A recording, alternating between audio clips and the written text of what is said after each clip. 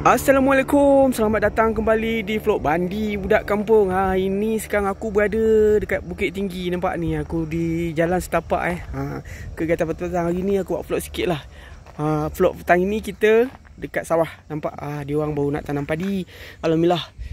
Itu nampak jelas Gunung Singgalang yang ada dekat depan kita tu. Oh maaf, Gunung Merapi lupa pula kalau Gunung Singgalang ni yang dekat sini. Nampak tu ada pondok dia, buah apokat. Kat atas tu memang kata orang tu lebat buah apokat dia. Ini kat ladang-ladang orang ni. Ada ladang lada kat belakang dia tu tanaman padi. Sementara kat sini pun tanaman padi nampak ni Pak Long sekarang jalan-jalan sahabat-sahabat semua. Terima kasih dah hadir di Pulau Pak Long. Salam kenal daripada Bandi Budak Kampung. Bandi Budak Kampung sekarang ni berada di Bukit Tinggi. Di Nagari apa tadi aku lupa. Nampak kan suasana petang ni selepas hujan memang kata sadu sekali. Kepada sahabat-sahabat sesama YouTuber yang ada di luar sana tu, yang berada mana pun anda berada, salam kenal daripada Bandi Budak Kampung.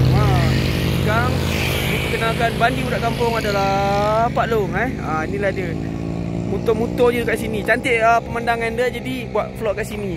Mudah-mudahan terhibur dan kata orang tu dapat view lebih lagi.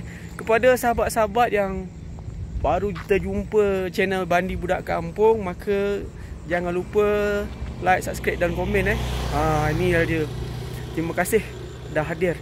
Hari ini kita saja nak buat vlog kat sini. Memandangkan sini pemandangannya cantik sekali. Nampak tu. Orang pun memandang nampak kan. Terima kasih kepada Mr. Ndut yang dah selalu menonton aku punya video. Kepada sesama YouTuber yang dah lama tak hadir, mudah-mudahan dengan adanya video aku ni maka hadirlah anda semua. Nampak cantik kan?